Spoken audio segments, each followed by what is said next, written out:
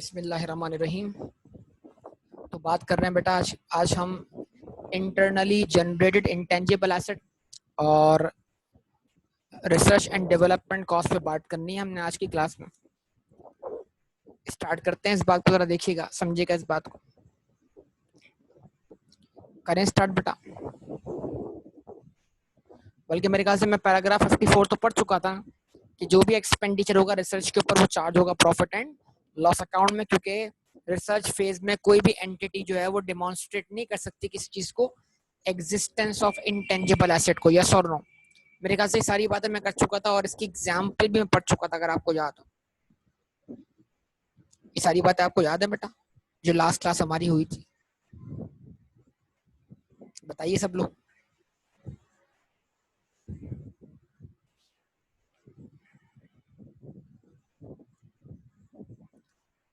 तो इसका मतलब क्या है? अब डेवलपमेंट जो है वो क्या है? रिसर्च की एप्लीकेशन है। जो रिसर्च फाइंडिंग्स है उनको अप्लाई करने का क्या वक्त आ गया। अगर आप कोई फार्मूला बनाने जा रहे थे किसी दवाई का, वैक्सीन बनाने जा रहे थे, तो उस वैक्सीन को डेवलप करने का वक्त आ गया। ठीक है जी। अगर आप कोई उड़ने वाली कार बना रहे थे तो जरा उस कार को डेवलप करने का वक्त आ गया। अगर आप क्या कहते हैं जनाब, कोई ऑल्टरनेटिव रॉ मटेरियल की तलाश कर रहे थे तो आप उस ऑल्टरनेटिव रॉ मटेरियल को प्रोड्यूस करके टेस्ट करने का वक्त आ गया है। ठीक है जी। तो ये मल्टीपल फैक्टर है इसके अंदर। जैसे अब देखे ना, मैं आपको पहले बता चुका हूँ कि दुनिया जो है वो ऑयल से स्विच करने जा रही है कहाँ पर? इलेक्ट्रॉनिक कार्स की तरफ। इसके अलावा भी है ना एक और कॉन्सेप्ट है, शेल ऑयल और शेल गैस। क्या कॉन्सेप्ट है कि शेल ऑयल और शेल गैस का जो कॉन्सेप्ट है वो क्या है? वो ये है कि दुनिया के हर पत्थर में ऑयल और गैस का कुछ एलिमेंट जरूर मौजूद है जो उससे एक्सट्रैक्ट किया जा सकता है। तो इस कॉन्सेप्ट की वजह से जो ऑयल और गैस की प्राइसेस हैं अब वो सर्टेन लेवल तक ऊपर नहीं जा सकते। ये चीज ध्यान में रखिएगा। बहरहाल ये एक अलग मौजू है। ठीक है, अब इसके ऊपर मुख्तलिफ एग्जाम्पल्स हम सेट करेंगे और इसको समझाने की कोशिश करेंगे। यानी एक्सपेंडिचर हो रहा है रिसर्च पर और फिर एक्सपेंडिचर हो रहा है किस चीज पर? डेवलपमेंट पर। जरा इस चीज की एग्जाम्पल सुनिएगा। देखें, हम सब जानते हैं स्टीव जॉब्स इनोवेशन की दुनिया का माहिर था, टेक्नोलॉजी की दुनिया का माहिर था। मतलब आइडियाज उसके दिमाग जनरेट करता रहता था। तो सबसे पहला स्मार्टफोन या सबसे पहला ये आइडिया के वो टच डिवाइस वाला इनपुट डिवाइस होना चाहिए, ये आइडिया किसके दिमाग में आया? ये स्टीव जॉब्स के दिमाग में आया। तो उसने वो आइडिया अपनी रिसर्च एंड डेवलपमेंट टीम के सामने रखा ऑब्वियसली। तो अब रिसर्च टीम उस पर डेवलप करेगी, रिसर्च करेगी क्या भाई ये स्क्रीन को इनपुट डिवाइस के तौर पे इस्तेमाल करना कैसे पॉसिबल है? क्या ऐसे सेंसर्स बनाए जा सकते हैं? मतलब उसमें मुख्तलिफ किस्म की रिसर्च हुई कि अब तक हमारे पास कौन कौन से सेंसर्स अवेलेबल हैं। इस काम के अंदर हमें मजीद किस नौयत के सेंसर डेवलप करने पड़ेंगे। स्क्रीन जो है उसके अंदर जो आपकी एलसीडी है या एलईडी है उसके अंदर किस किस्म की अमेंडमेंट्स करनी पड़ेंगी। ये बहुत सारे क्वेश्चंस हैं जो एक चीज की पॉसिबिलिटी देखनी होती है। इसको हम बोलते हैं फिजिबिलिटी। ठीक है, तो फिजिबिलिटी के ऊपर जो भी एक्सपेंडिचर इनकर होगा वो सारा रिसर्च कॉस्ट। ठीक है, टेक्नोलॉजिकल एडवांसमेंट देखनी पड़ेगी इसके अंदर। मोबाइल फोन को जब वो टच डिवाइस स्मार्टफोन बन जाएगा तो उसमें प्रोसेसर इंक्रीज करना पड़ेगा, उसमें रैम इंक्रीज करनी पड़ेगी। तो ये सब कुछ कैसे मुमकिन होगा? इन सबको अभी कागजी कार्रवाई चल रही है। मतलब एक रिसर्च पेपर तैयार हो रहा है कि भाई ये सब कुछ करना पॉसिबल है या नहीं है। इसमें जो साइंटिस्ट इन्वॉल्व हैं, रिसर्च करने वाले इन्वॉल्व हैं, जो रिसर्च किसी से को आउटसोर्स करके करवाई जा रही है, वो सारे एक्सपेंसेस जो होंगे बेटा चार्ज होंगे profit and loss account. Yes और नो बताइए आप मुझे। अब उसकी डेवलपमेंट का वक्त आ गया। वो आइडिया जो कल तक आइडिया था, अब उस आइडिया को फिजिकल फॉर्म देने का वक्त आ गया। बजाय आपको ऐसा मैसेज होगा कि इनटेंजिबल चीज को टेंजिबल बनाने का वक्त आ गया। तो उसका एंड रिजल्ट तो टेंजिबल होगा, लेकिन असल में हम बोलेंगे एक्सपेंडिचर जो है ना वो आइडिया पर हुआ जो कि इनटेंजिबल है। एट द एंड एक फिजिकल चीज तो हमारे सामने आएगी। तो वो पहला आईफोन जो फिजिकल शेप में हमारे सामने आएगा, उस आईफोन को बनाने की कॉस्ट बड़ी ह्यूज होगी, बहुत ज्यादा होगी। लेकिन जब उसकी सिमिलर कॉपीज बनाई जाएंगी इन्वेंटरी की शक्ल में, तो ऑब्वियसली उसको बनाने की कॉस्ट क्या होगी? कम होगी। तो वो सेट्स जो सिर्फ ट्रायल पर्पस के लिए बनाए जाएंगे, उसमें रिजेक्ट भी होंगे सेट्स, उसमें एक्सेप्ट भी होंगे, उनके मुख्तलिफ डिजाइन बनाए जाएंगे, मुख्तलिफ शेप बनाए जाएंगे, किसी शेप को रिजेक्ट किया जाएगा, किसी शेप को एक्सेप्ट किया जाएगा, ये सारे मामला चल रहे होंगे। यस और नो बोलिए जरा आप सब लोग, रिस्पॉन्स दीजिए बेटा।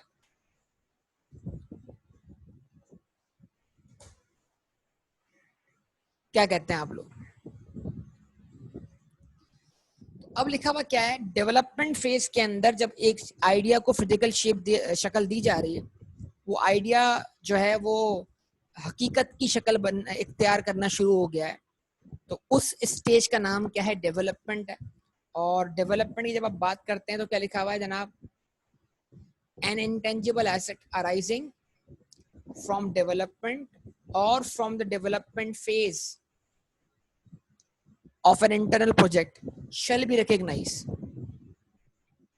उसको recognize करें, मतलब बतौर intangible asset recognize करें, if and only if an entity can demonstrate all of the following। सबसे important, अगर ये 6 के 6 क्राइटेरिया जो आपके सामने आ रहे हैं, अगर ये 6 के 6 क्राइटेरिया पूरे होते हैं तो आप उस एक्सपेंडिचर को जो डेवलपमेंट फेज में इनकर हो रहा है, किसी भी इंटेंजिबल एसेट को डेवलप करने के लिए, उस आइडिया को डेवलप करने के लिए, उस आइडिया को फिजिकल शेप देने के लिए, उस एक्सपेंडिचर को आप कैपिटलाइज करेंगे बतौर डेवलपमेंट कॉस्ट, बतौर इंटेंजिबल एसेट।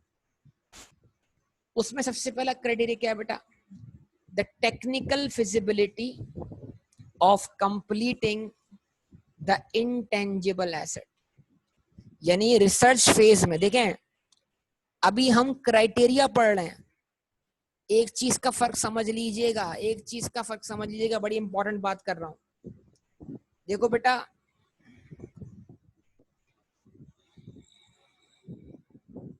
ये लिखा हुआ है रिसर्च एक्टिविटी, तो हो सकता है एक एक्टिविटी रिसर्च एक्टिविटी हो, लेकिन उस रिसर्च एक्टिविटी होने की बिना पर क्या हो गया, उस रिसर्च एक्टिविटी होने की बिना पर क्या हो गया, डेवलपमेंट फेज का क्राइटेरिया पूरा हो गया। क्राइटेरिया है, ये जो पॉइंट ए है ये डेवलपमेंट एक्टिविटी नहीं है कि डेवलपमेंट कॉस्ट को कैपिटलाइज करने से पहले ये क्राइटेरिया पूरा हो चुका हो। मतलब जिस चीज को आप इंटेंजिबल एसेट के, जिस चीज की डेवलपमेंट कॉस्ट को आप इंटेंजिबल एसेट के तौर पे रिकॉग्नाइज करना चाहते हैं, क्या करें भाई, पहले तो ये देखें कि उस चीज को बनाना टेक्निकली पॉसिबल है क्या नहीं, यस और नो। तो अगर ये पहला क्राइटेरिया ही क्या हो गया, रिजेक्ट हो गया, तो फिर ये बेकार है, आप कुछ नहीं कर सकते। आप जो भी खर्चा कर रहे हैं उसको चार्ज करें। मतलब मिसाल के तौर पर आपने एक प्रोजेक्ट 10 साइंसदानों के सामने रख दिया, उन्होंने बोला रिजेक्टेड, ये पॉसिबल नहीं, मुमकिन नहीं। तमाम टेक्निकल लोग बोलते हैं पॉसिबल नहीं। जैसे पाकिस्तान में एक बंदे ने पानी से कार चला के दिखाई, या पानी से कार चलाने के लिए किट बनाई, तो मेजोरिटी ऑफ द साइंटिस्ट ने बोला टेक्निकली पॉसिबल नहीं है।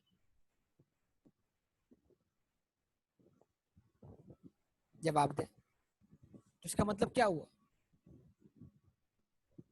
फिर वो जब तक बना ना ले तब तक पॉसिबल नहीं। तो इट इज टेक्निकल फिजिबिलिटी, उसको टेक्निकली उसका फिजिबल होना क्या है, जरूरी है। दुबई के अंदर एक क्या कहते हैं आर्टिफिशियल आइलैंड बना हुआ है, आर्टिफिशियल आइलैंड पाम जुमेरा के नाम से, सुना है आपने? दुबई में आर्टिफिशियल आइलैंड बना हुआ है पाम जुमेरा के नाम से। अगर आप इंटरनेट पे सर्च करेंगे तो आपको दिख जाएगा पाम जुमेरा, ठीक है। तो जब वहां पर पाम जुमेरा पे आर्टिफिशियल आइलैंड बना हुआ है, वो आइलैंड आर्टिफिशियली कैसे बनाया गया, समंदर में समझ लो इस तरह के पत्थर फेंक कर वो जगह बना ली गई है उस स्टाइल में, उस डिजाइन में। और फिर उसके ऊपर बाकायदा रिजॉर्ट्स बनाए गए हैं, मतलब होटल्स बनाए गए। एक तो समंदर में आर्टिफिशियल आइलैंड बनाया गया, उसके ऊपर फिर बिल्डिंगें खड़ी कर दी। कोई आसान बात है यार, मतलब कोई बच्चों का वाला काम है? तो ये काम करने से पहले क्या हुआ होगा यार, रिसर्च तो हुई होगी ना, ये काम करना पॉसिबल है भी या नहीं। क्या कहते हो, बताओ। फिर इस काम को छोटे पैमाने पर करके देखा गया होगा, छोटे छोटे एक्सपेरिमेंट्स किए गए होंगे इसके ऊपर, कि जो हम जिस चीज पर रिसर्च कर रहे हैं जरा उसको छोटे पैमाने पे परफॉर्म करके देखें, उसके छोटे प्रैक्टिकल करके देखें। क्या कहते हैं आप, बताइए। तो जब तक उसका टेक्निकली पॉसिबल, मतलब टेक्निकल फिजिबिलिटी नहीं मिलेगी, तब तक वो आपके लिए क्या होगा, उसका एग्जिस्टेंस पॉसिबल नहीं होगा ना, मतलब। क्या कहते हैं, बताइए। अगर कोई बोले मैं टाइम मशीन बना रहा हूं, तो टाइम मशीन के लिए आप जितना भी क्या कहते हैं लोग हैं उनसे राब्ता कर लें, सब बोलेंगे टेक्निकली पॉसिबल नहीं, ये टेक्निकल फिजिबिलिटी नहीं बनती इस चीज। कहानियों में तो बन जाएगी, रियल लाइफ में नहीं बन सकती। फिल्मी दुनिया में बना सकते हैं आप, रियल लाइफ में नहीं बन पाएगी टाइम मशीन। कि टाइम मशीन एक ऐसी मशीन जिससे आप मुस्तकबिल में चले जाएं, जिससे आप माजी में चले जाएं, तो क्या टाइम मशीन बनाना टेक्निकली पॉसिबल है? जवाब दें, रिस्पॉन्स दें बेटा, रिस्पॉन्स। तो अगर कोई टाइम मशीन का प्रोजेक्ट रखता है, it is not technically possible. समझे बात को या नहीं? अच्छा जी, ओके। तो जब इन्होंने दुबई वालों ने पाम जुमेरा वाला प्रोजेक्ट कंप्लीट कर लिया, तो सुना है मैंने कि इन्होंने एक नया प्रोजेक्ट वहां पे लॉन्च किया, बबल सिटी के नाम से। बबल सिटी, आसमान पर एक शहर, मोहल्लक हवा में, जिस तरह आप चांद देखते हैं, इस तरह एक दुबई के ऊपर एक दुबई शहर, बबल सिटी के नाम से। अब बबल सिटी कैसे बनेगा, कैसे वो शहर हवा में मोहल्लक होगा, यानी वो अलग से सैटेलाइट की तरह या वो अलग से चांद की तरह वो ऊपर होगा। ये कैसे पॉसिबल है कि एक शहर ऊपर बना लिया जाए आसमान के ऊपर, जिस तरह चांद या कोई और प्लेनेट है, एक आर्टिफिशियल प्लेनेट बनाने के चक्कर में आप बैठे हुए। यस और नो? आपने सुना होगा चाइना ने आर्टिफिशियल मून की बात की है बनाने की। चाइना ने आर्टिफिशियल मून लॉन्च करना है मेरे ख्याल से, पता नहीं वो कब लॉन्च करेगा। कभी आप इसको इंटरनेट पे सर्च कीजिएगा, आर्टिफिशियल मून, सुना है कभी आपने इस बात को? चाइना का प्रोजेक्ट भी है ये। नहीं बेटा, अल्लाह के बंदे ऐसे नहीं बोलो, तो कुछ भी कर सकते हैं। मैं आपको इसके ऊपर बताता हूँ, एक बात ऐड करता हूँ, चलो उसने बोला वो तो कुछ भी कर सकते हैं। रशिया जो है ना, रशिया वो सर्द इलाका है बहुत ज्यादा, पता होगा आपको इस बारे में। रशिया, हमजा भाई बैठे हुए यहाँ पर।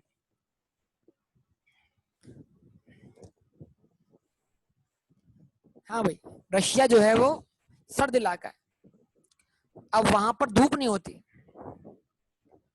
आज से 10 या 15 साल पहले की बात है, मेरे 15 साल, हाँ 15 साल पहले की बात है। 15 साल पहले इन्होंने एक मिरर भेजा हवा में, मिरर मिरर मतलब स्पेस में मिरर भेजा, मिरर, एक बड़ा सा मिरर भेजा स्पेस में। और वो स्पेस में जब चला गया, मतलब सैटेलाइट के तौर पर, तो अब वो क्या कर रहा था, वो सूरज की रोशनी रिफ्लेक्ट करके रशिया के उन जमीनों पे फेंक रहा था जहां पे धूप नहीं पड़ती, ताकि वहां से क्या हो सके, वहां से फसलें उग सके। ये उनका प्रोजेक्ट था।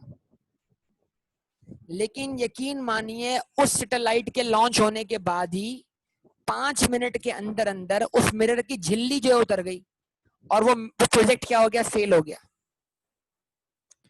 तो हम तो दावा कर सकते हैं कि हम कुछ भी कर सकते हैं, लेकिन बाकी तो वही होगा जो अल्लाह चाहेगा, सिंपल सी बात। क्या कहते हैं? तो टेक्निकल फिजिबिलिटी चाहिए बेटा, टेक्निकल फिजिबिलिटी, कि जो प्रोजेक्ट आप लॉन्च कर रहे हैं उसको टेक्निकली क्या होना चाहिए, कंप्लीट होना चाहिए। यानी टेक्निकल फिजिबिलिटी हो कि वो कंप्लीट हो पाएगा। ऐसा नहीं कि प्रोजेक्ट शुरू किया और फेलियर पे फेलियर मिल रहा है और थक हार के आपने बोला प्रोजेक्ट ही बंद करो यार। समझे बात या नहीं? अच्छा जी, ओके। उसके बाद अब तो समझ नहीं आया ना बेटा क्लास में आज?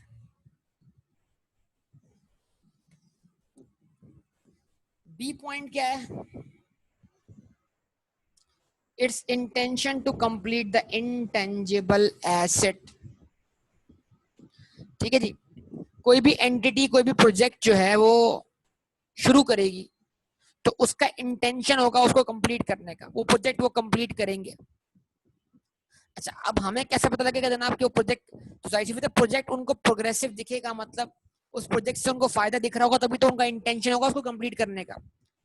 तो जो भी एंटिटी प्रोजेक्ट कंप्लीट करना चाहेगी, एक चीज आपको बता देगी प्रोजेक्ट कंप्लीट कैसे होगा। मतलब अगर कोई फार्मूला है, कोई डिजाइन है, तो वो उसको फौरी तौर पे पेटेंट करवा लेंगे। पेटेंट, पेटेंट करवाने का मतलब क्या है, उनको पता है कि भाई ये काम कंप्लीट होगा, अगर हमसे पहले किसी और ने लॉन्च कर दिया तो हमें नुकसान होगा, तो वो अपने प्रोजेक्ट को फौरी तौर पर पेटेंट करवा लेंगे। पेटेंट, समझे पेटेंट?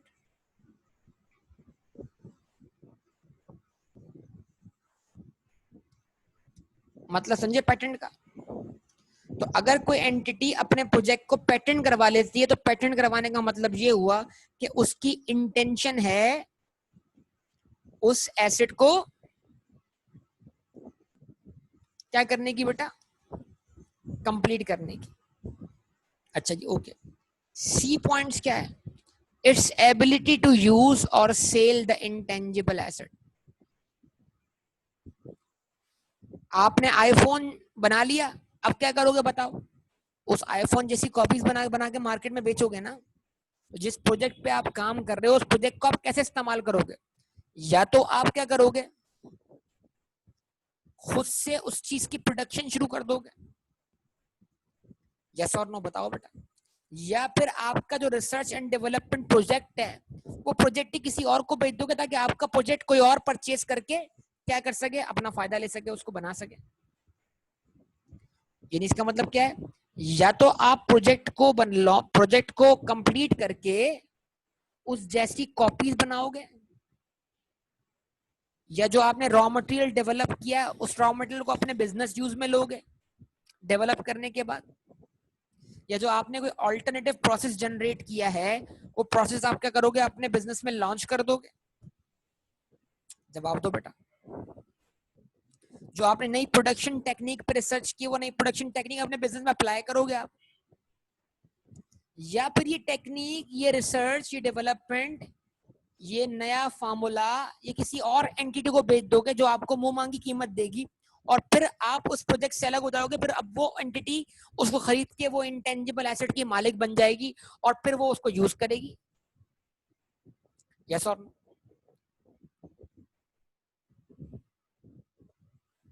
क्या ख्याल है? तो जिस प्रोजेक्ट पे आप काम कर रहे हो उस प्रोजेक्ट को कंप्लीट करके आप क्या करोगे, या तो खुद से यूज करोगे यानी उस प्रोजेक्ट को अपने बिजनेस यूज में लोगे, या फिर वो प्रोजेक्ट ही आप किसी और को बेच दोगे। तो मतलब जिस चीज पर आज आप खर्चा कर रहे हो उसका जो एक्सपेंडिचर आज आप इनकर कर रहे हो उसकी रिकवरी आपको होगी ना। कैसे रिकवरी होगी? खुद यूज करके हो जाएगी या फिर पूरा प्रोजेक्ट बेच के हो जाएगी? यस और नो बोलो, जवाब दो इस बात का।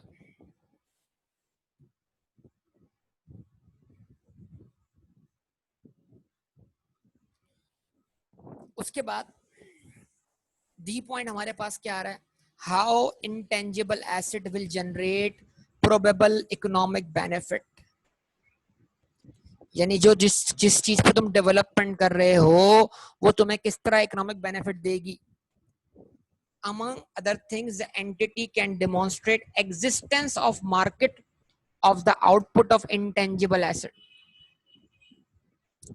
अब मिसाल के तौर पर ये बताइए, जो मार्केट में दूध के डब्बे आते हैं ना, डब्बे जूसेस के डब्बे होते हैं, दूध के डब्बे होते हैं, देखोगे आपने, ये स्पेशली बनाए जाते हैं, पता है आपको? जो डब्बे वाला दूध आता है, डब्बे वाला दूध, मिल्क पैक हो या ऑलपर्स हो, जवाब दें, या फिर जूसेस के डब्बे हो नेस्ले वगैरह के, ये डब्बों की खास बात क्या है? क्या खास बात है इन डब्बों की, बताइए आप सब लोग, रिस्पॉन्स दीजिए बेटा। इन डब्बों की खास बात क्या है? आपकी इन्वॉल्वमेंट चाहिए। इन डब्बों से हवा और धूप जो है पास नहीं होती। जब हवा और धूप पास नहीं होती तो मतलब जो चीज इस डब्बे के अंदर है वो मौजूद है, मतलब वो महफूज है। और वो एक लंबे अरसे तक खराब नहीं होती, 6 महीने गुजार लेगी अगर पैक होगी तो। इसको कहते हैं tetra pack. Tetra pack, tetra pack एक कंपनी है जो ये पैकेजिंग देती है तमाम दूसरी कंपनीज को। इसका मतलब ये हुआ कि ये पैकेजिंग बनाने वाली एक अलग कंपनी है, ये डब्बे बनाने वाली अलग कंपनी है, जिन्होंने 7 लेयर्स के जरिए डब्बे पैकेजिंग बनाई है।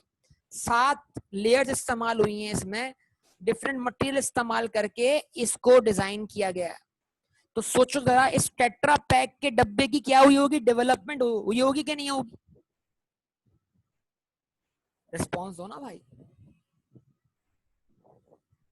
जब इस टेट्रा पैक के डब्बे की क्या हुई होगी, डेवलपमेंट हुई होगी, तो जरा सोचो इसमें सबसे पहले क्या क्या इवेलुएट किया गया होगा यार। वो कौन कौन सा मटेरियल है जो इसको प्रिजर्व करेगा, जिसमें से हवा ना पास हो सके, जिसमें से धूप ना गुजर सके, और वो डब्बा ज्यादा मोटा भी नहीं होना चाहिए, मतलब मल्टीपल पर्पजेस क्या करने हैं, पूरे करने हैं। उसका उसका वजन ज्यादा नहीं होना चाहिए, उसको बनाने की कॉस्ट कम से कम होनी चाहिए। इतने फैक्टर्स देखने। अच्छा भाई डब्बा तो बन गया, अब जरा बताओ इसको यूज कौन करेगा? क्या कंपनीज जो हैं मार्केट में, जो फूड कंपनीज हैं, वो इन डब्बों को एक्सेप्ट करेंगी? क्या वो हमारे डब्बों में इन जूसेस को, वो हमारे डब्बों में इन पेरिशेबल आइटम्स को बेचेंगी? क्या वो हमसे डब्बे खरीदेंगी बतौर रॉ मटेरियल, ताकि उनकी फिनिश प्रोडक्ट जो है इन डब्बों में जाके क्या हो सके, मार्केट हो सके? क्या कहेंगे? जवाब दे। तो जो चीज मैं बना रहा हूं उसकी मार्केट एग्जिस्ट करनी चाहिए ना। यानी मैं बना तो लूं, एक चीज बन गई, टेट्रा पैक बन गया, कल कोई खरीदने वाला ना हो तो फिर मैं क्या करूंगा? बना तो ली चीज मैंने यार, खरीदने वाला कोई नहीं है। वो याद है पंजाब यूनिवर्सिटी वाली एग्जाम्पल दी थी कि वो फूल तो बना लिया है जिससे डीजल का रिप्लेसमेंट ऑयल निकलेगा, लेकिन वो प्रोजेक्ट कहाँ हो गया, गायब हो गया, कोई उसको खरीदने वाला नहीं है, कोई उसको यूज करने वाला नहीं। चीज बन तो गई है, लेकिन उसकी मार्केट भी तो होना है, उसकी मार्केट भी होनी चाहिए। तो फिर उसकी मार्केट पे काम होना चाहिए ना। तो ये मार्केट पे काम कैसे होता है? एक चीज लॉन्च करने से पहले ही इंटरनेट के ऊपर उसकी एडवर्टाइजमेंट चला दी जाती है, उसकी मार्केटिंग कंपेन्स लॉन्च कर दी जाती हैं, जिससे जिससे लोगों में उस प्रोडक्ट के बारे में अवेयरनेस लॉन्च कर दी जाती है। फिर मुख्तलिफ किस्म के मार्केट सर्वेस परफॉर्म किए जाते हैं, जिनके जरिए लोगों में उन उन चीजों के बारे में अवेयरनेस पैदा की जाती है। यस और जवाब दें बेटा। तो मार्केट सर्वेज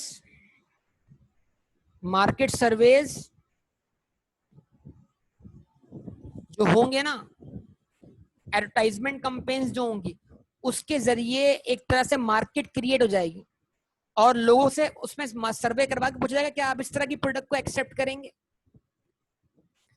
क्या आप इस तरह की प्रोडक्ट को यूज करेंगे? तो अगर मार्केट सर्वे परफॉर्म करके लोगों का रिस्पांस पॉजिटिव आता है, तो इसका मतलब हमें आइडिया हो गया कि हाँ भाई जिस प्रोडक्ट को हम डेवलप करने जा रहे हैं उसकी मार्केट होगी, तो हमें डेवलपमेंट करनी चाहिए उस चीज की, हमें उस पर डेवलपमेंट एक्सपेंडिचर करना चाहिए। यस और नो? जवाब दीजिए बेटा।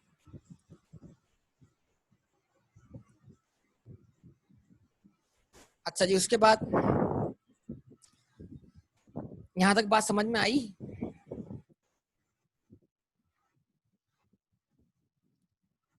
असल में इस पॉइंट का मकसद क्या है? इस पॉइंट का मकसद है भाई कि usefulness of the intangible asset बताई जाए, कि ये काम की चीज है बेकार चीज है। अगर ये काम की चीज है तो फिर कैसे काम में आएगी, लोग खरीदेंगे इसको, या कोई इंडस्ट्री परचेज करेगी आपकी बनाई हुई चीज को, जिसको वो इस्तेमाल करेगी अपने इंटरनल यूज में? दो में से कोई एक। मार्केट तो मार्केट ही है ना। बहुत सारी चीजें जो है वो डायरेक्टली किसको सप्लाई होती है, इंडस्ट्री को सप्लाई होती है, वो आम आवाम के काम की चीजें नहीं होती। बहुत सारी प्रोडक्ट इंडस्ट्रियल प्रोडक्ट होती है। क्या कहते हैं बताइए, रिस्पॉन्स दीजिए बेटा।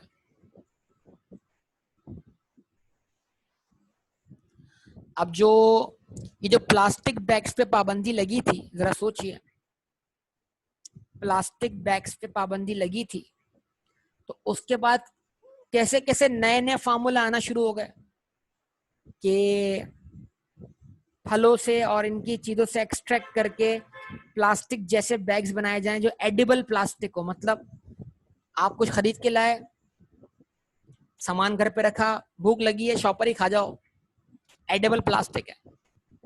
क्या ख्याल है? आपने चिप्स खोले, चिप्स खा लिए, आखिर में आपने बोला यार चिप्स तो बहुत टेस्टी थे, अब चिप्स के साथ क्या कर लो, चिप्स के रैपर भी खा जाओ। जरा सोचिए।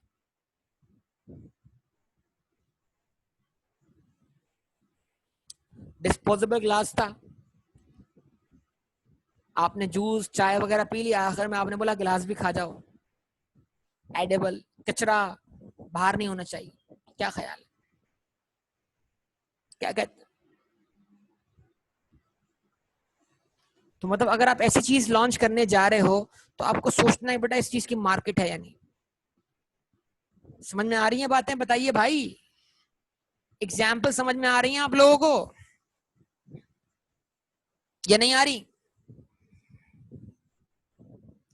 अच्छा जी, उसके बाद the availability of adequate technical, financial and other resources to complete the development and to use or sell the intangible asset। बास प्रोजेक्ट जो है वो सारे क्राइटेरिया पूरे कर देते हैं, एट द एंड वो प्रोजेक्ट कहाँ रुकते हैं यार? प्रोजेक्ट रुक गया, पैसे कम पड़ गए थे प्रोजेक्ट के अंदर, पैसे शॉर्ट पड़ गए थे, इसलिए प्रोजेक्ट आगे नहीं चल सका। तो मेन चीज है पैसा, फाइनेंस। इसका मतलब यह है कि इस प्रोजेक्ट को शुरू करने से पहले आपके पास एडिक्वेट फाइनेंशियल रिसोर्सेज होने चाहिए, दरमियान में कोई परेशानी, कोई तंगी ना हो आपको जिससे प्रोजेक्ट रुक जाए और आपका रिसर्च एंड डेवलपमेंट क्या रह जाए, इनकम्प्लीट रह जाए।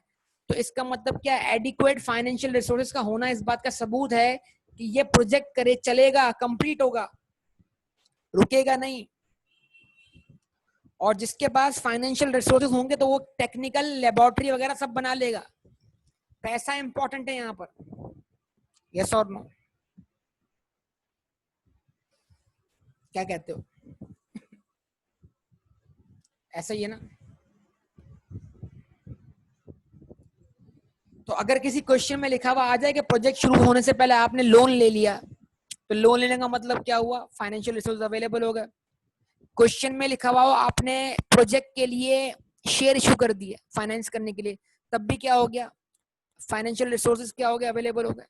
तो अगर लोन लिया है प्रोजेक्ट के लिए तो फिर जो लोन का इंटरेस्ट है वो भी कैपिटलाइज होगा। क्यों? क्योंकि डेवलपमेंट कॉस्ट जो है क्वालिफाइंग एसेट है। अगर इस प्रोजेक्ट को कंप्लीट होने में सब्सटेंशियल पीरियड लगेगा, यस और नो बताइए। तो अगर एक्सपेंडिचर कैपिटलाइज होगा और वो क्वालिफाइंग एसेट की डेफिनेशन को पूरा करता है तो फिर उस पर इनकर होने वाली बोरिंग कॉस्ट भी क्या होगी? कैपिटलाइज होगी। ध्यान में रखिएगा इस बात। तो लोन का ले लेना ये बता देगा आपको कि भाई फाइनेंशियल रिसोर्सेज आपके पास अवेलेबल हैं या नहीं। और उसके बाद finally its ability to measure reliably the expenditure attributable to the intangible asset during its development। आपने डेवलपमेंट के ऊपर क्या क्या खर्चा किया, सारे हिसाब किताब आपके पास होने चाहिए। तो अगर आप एक कंपनी है तो आपके पास ऑब्वियसली एक पूरा डिपार्टमेंट होगा जो उसकी अकाउंटिंग देख रहा होगा और कौन से हेड में कितना एक्सपेंडिचर हुआ है, किसी हेड का एक्सपेंडिचर किसी हेड में मिक्स तो नहीं हो गया। तो ऑब्वियसली जब आप एक्सपेंडिचर को रिलायबली क्या कर सकते हैं, मेजर कर सकते हैं कि हाँ भाई किस हेड में कितना एक्सपेंडिचर हुआ है, तो बिल्कुल ये क्राइटेरिया तो तकरीबन क्या होगा, पूरा ही होगा।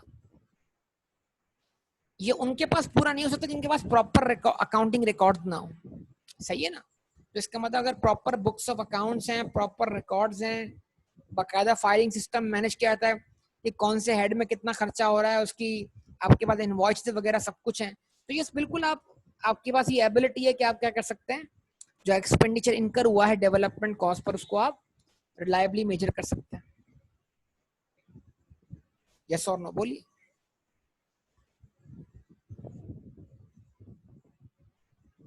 सही है।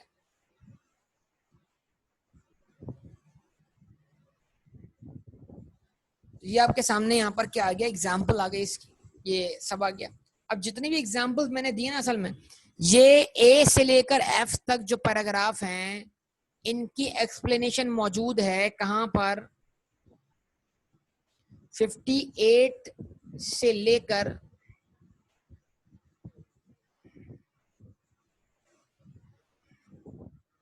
समझ ले कहाँ तक, 64 तक।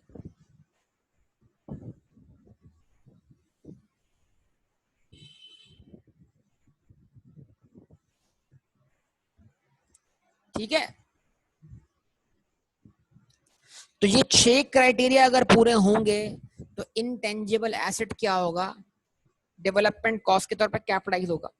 अदरवाइज अगर ये क्राइटेरिया पूरा नहीं होता तो फिर इसका मतलब ये हुआ कि यानी आप क्या कहते हैं, डेवलपमेंट कॉस्ट को भी चार्ज करें प्रॉफिट एंड लॉस अकाउंट में।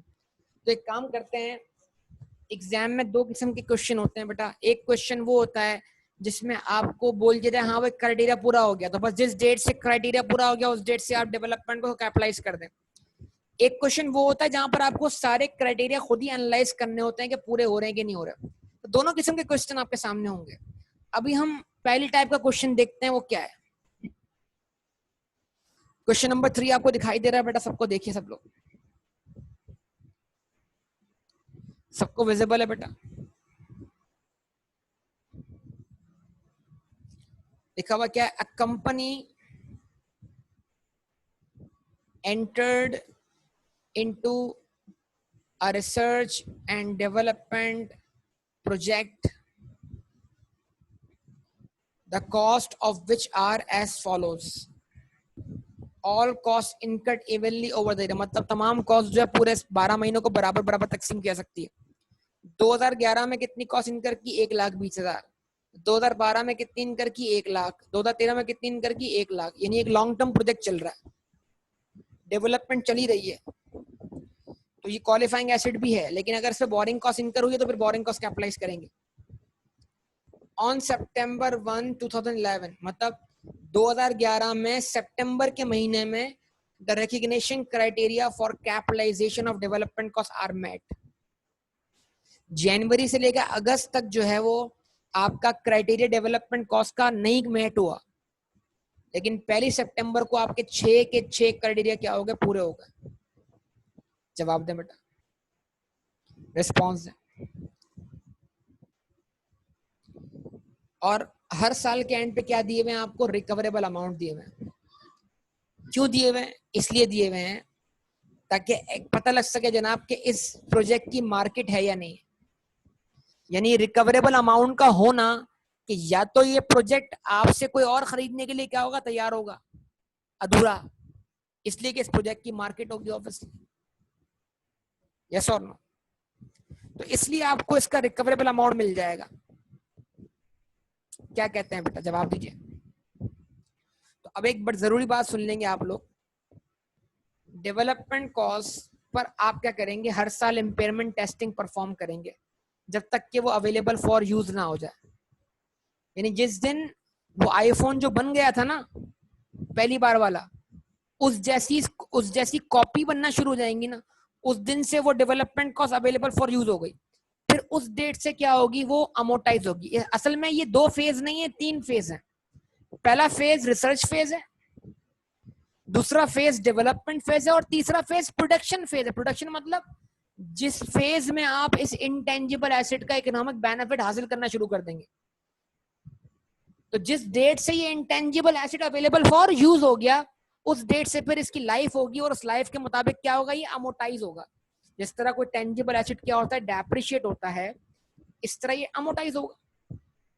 लेकिन जब तक ये प्रोजेक्ट डेवलपमेंट फेज में है, अभी ये प्रोडक्शन फेज में नहीं गया, इस जैसी कॉपीज बनना शुरू नहीं हुई, तो डेवलपमेंट फेज में रहते हुए आप क्या करेंगे, हर साल के एंड पर इसकी इंपेयरमेंट टेस्टिंग परफॉर्म करेंगे। हर साल के एंड पे मौजूद कैरिंग अमाउंट को मैच करेंगे आप उसके रिकवरेबल अमाउंट से, विदाउट एनी इंडिकेशन, बगैर किसी अलामत के आपको इंपेयरमेंट टेस्टिंग करनी है। जिस तरह किसी बैंक में एंटर होने से पहले, चाहे बंदा कोरोना का मरीज हो या ना हो, उसका टेम्परेचर चेक किया जाता है एहतियात के तौर पर, इस तरह हर साल के एंड पर डेवलपमेंट कॉस्ट जब तक अवेलेबल फॉर यूज नहीं होगी प्रोजेक्ट, जब तक कमर्शियल फेज में नहीं जाएगा, मतलब उससे प्रोडक्शन नहीं ली जाएगी, तब तक उसकी हर साल के एंड पर क्या होगी, इम्पेयरमेंट टेस्टिंग होगी विदाउट एनी इंडिकेशन। बात ध्यान में रहेगी बेटा आप सबके। तो आपके सामने हर साल के एंड पे क्या दे दिया बेटा, बताओ क्या दे दिया, रिस्पॉन्स दो। हर साल के एंड पे क्या दे दिया, बोलो भाई बोलो, रिकवरेबल अमाउंट दे दिया। बेहतरीन बात, सही है ना, ओके। अच्छा जी, अब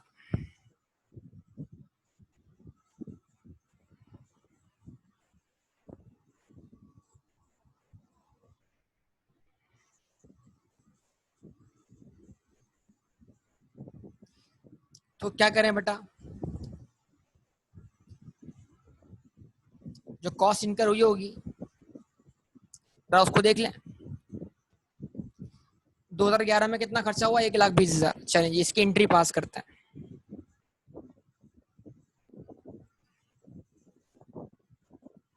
दो 2011 की एंट्री,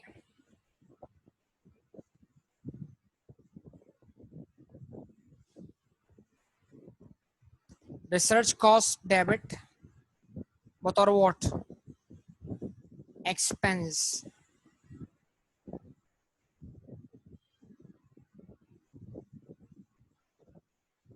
डेवलपमेंट कॉस्ट डेबिट बतौर व्हाट,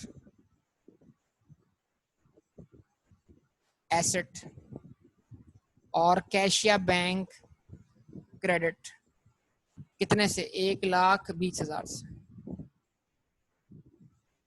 जवाब दें। अब 1,20,000 को डिवाइड बाय 12 करें और मल्टीप्लाई बाय 8 कर दें। जनवरी से अगस्त तक जो है क्राइटेरिया मेट नहीं हुआ था, वो रिसर्च या डेवलपमेंट कॉस्ट चार्ज होगी प्रॉफिट एंड लॉस अकाउंट में। यस और नो, कितना अमाउंट बनता है, 80,000।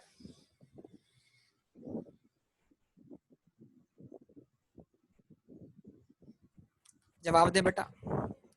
और फिर कितना अमाउंट कैपिटलाइज होता है, 40,000।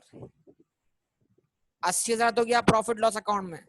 अब ईयर एंड पर 31 दिसंबर 2011 के एंड पर डेवलपमेंट कॉस्ट का क्लोजिंग बैलेंस कितना है, बताइए।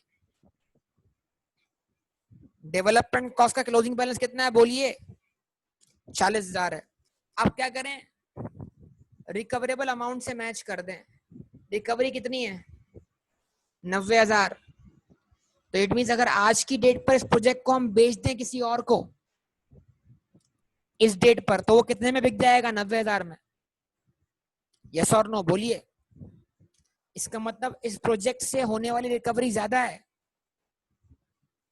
और जो अमाउंट कैपिटलाइज है वो क्या है, एसेट के तौर पे कैपिटलाइज, वो कम है। तो ये एसेट इम्पेयर नहीं है, रिकवरी ज्यादा है, कैरिंग अमाउंट कम है।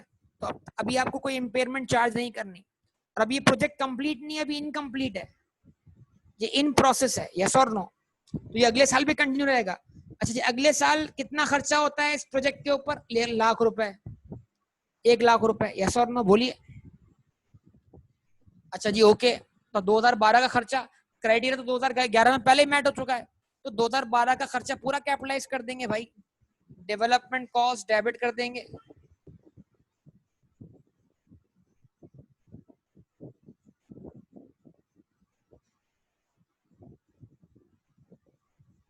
बतौर एसेट कितने से, 1,00,000 से। बैंक क्या कर देंगे आप, क्रेडिट कर देंगे 1,00,000 से। अब बताओ डेवलपमेंट कॉस्ट का बैलेंस क्या हो गया, अब बताओ डेवलपमेंट कॉस्ट का बैलेंस क्या हो गया, 1,40,000। अच्छा जी, ओके, 1,40,000। अब ये बताओ 2012 के एंड पे रिकवरी कितनी है, 1,10। यानी अगर आज 2012 के एंड पे प्रोजेक्ट बेचा जाए तो कितनी रिकवरी हो रही है, 1,10 हो रही है।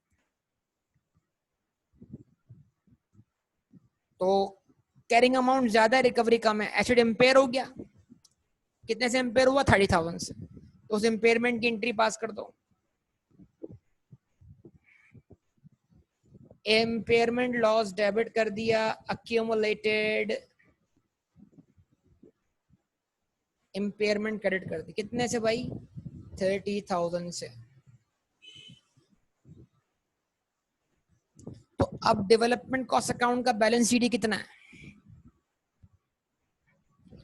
अब डेवलपमेंट कॉस्ट अकाउंट का बैलेंस शीट कितना है?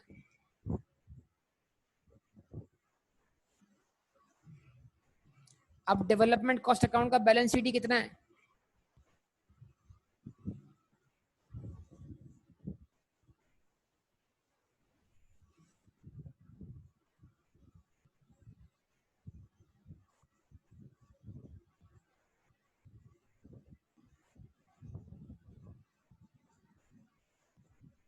डेवलपमेंट कॉस्ट अकाउंट का बैलेंस शीट 140 ही है बेटा,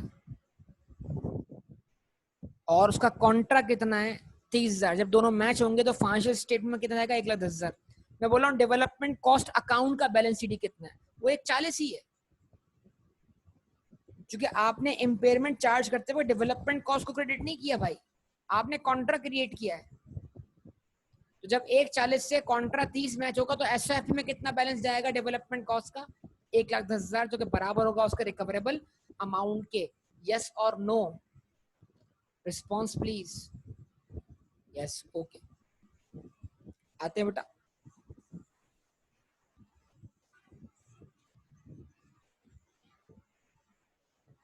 दो हजार 13 कितनी फर्दर कॉस्ट की? 1 लाख रुपए खर्च कर दे।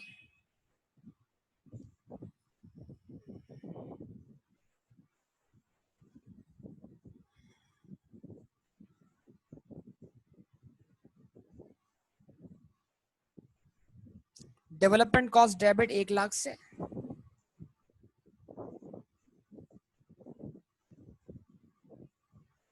बैंक क्रेडिट 1 लाख से।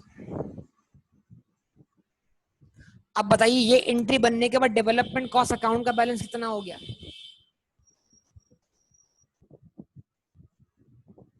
ये एंट्री बनने के बाद डेवलपमेंट कॉस्ट अकाउंट का बैलेंस कितना हो गया? 2,40,000। वेरी गुड, जबरदस्त, सही है।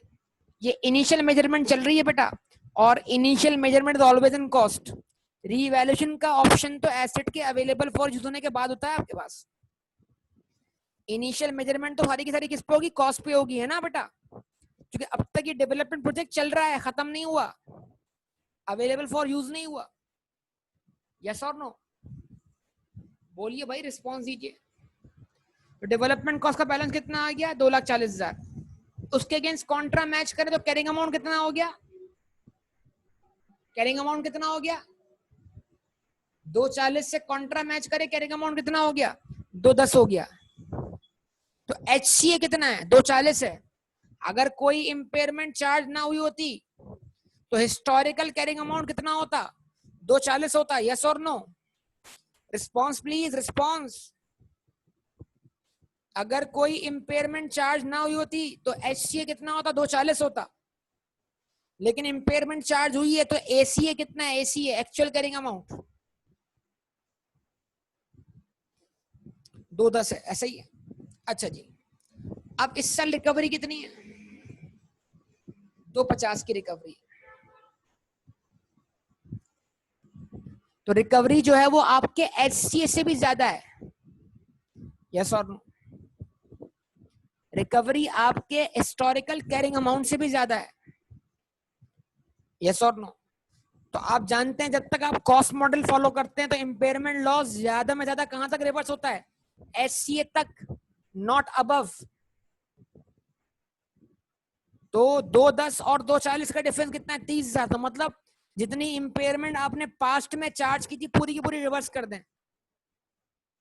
क्या ख्याल है? अब आप यहाँ एंट्री पास कर दें क्या? अक्यूमुलेट इंपेयरमेंट डेबिट 30,000 से, और इंपेयरमेंट लॉस क्रेडिट कितने थे? 30,000 से। सही है, बात समझ में आती? जवाब दीजिए।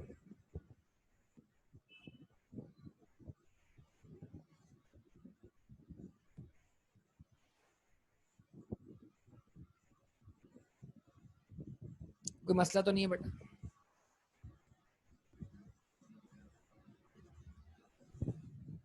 ये आपके सामने क्वेश्चन सॉल्व हो गया। अब ये सिर्फ और सिर्फ हमने ये शो किया, इसमें रिसर्च कॉस्ट को हमने चार्ज किया, प्रॉफिट लॉस अकाउंट में डेवलपमेंट को कॉस्ट को क्राइटेरिया मेट होने के बाद हमने कैपिटलाइज कर दिया, लेकिन किसी भी पॉइंट पर उसका कैरिंग अमाउंट ज्यादा था, रिकवरेबल अमाउंट, तो हमने इसको इम्पेयर भी किया। ये पूरा सिनेरियो आपके सामने। अब आगे जो क्वेश्चन है उसमें आपको क्राइटेरिया भी देखना है, मतलब ये नहीं कि खुद एनालाइज करना। ये बेसिक क्वेश्चन है, कवर हो गया। अब आगे क्वेश्चन भी सॉल्व हो जाएंगे, मसले वाली बात नहीं। यस और नो बोलिए। 37 है आपके पास, ये सॉरी 38 का स्टैंडर्ड है आपके पास? पीडीएफ मैंने भेजा हुआ है आप लोगों को, नहीं भेजा? अभी कोई बैठा हुआ है लैपटॉप पे? लैपटॉप से कौन ऑनलाइन बैठा हुआ है बताओ?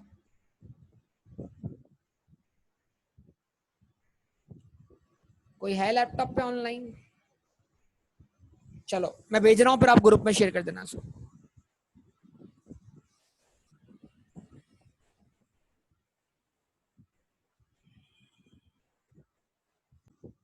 जी बेटा, सही है, बताइए।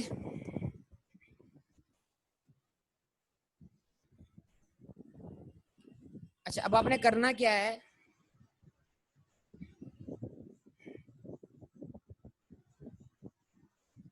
आई स्टडी पहुंच गया ना आपके पास? अब आप क्या करें, थोड़ा सा इसको 58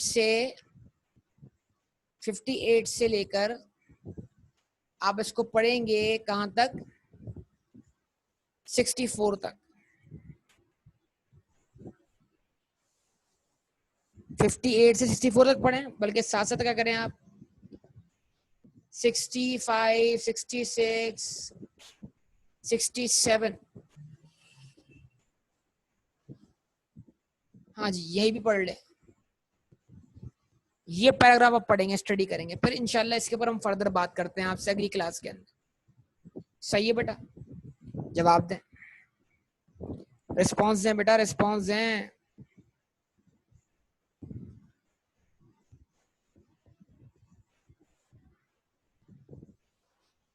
बेटा 58 से 67 तक, 58 है?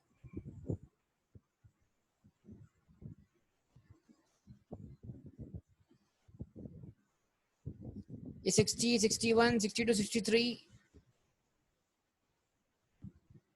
फिर उसके बाद ये 64, 67 तक। ठीक है जी, ये आप सारे पैराग्राफ पढ़े, फिर इस पे बात करेंगे आपसे अगली क्लास के अंदर। ठीक है जी, ओके।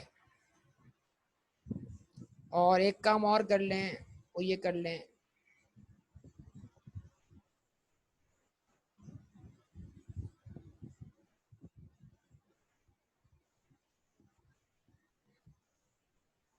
ये क्वेश्चन नंबर 1 सॉल्व कर लें, चाइल्ड केयर के नाम से। इसका स्क्रीनशॉट ले लें आप लोग, क्वेश्चन नंबर 1 का। या एक आपका पास पेपर है, पुराने जमाने का, पुराने वक्तों का पास पेपर।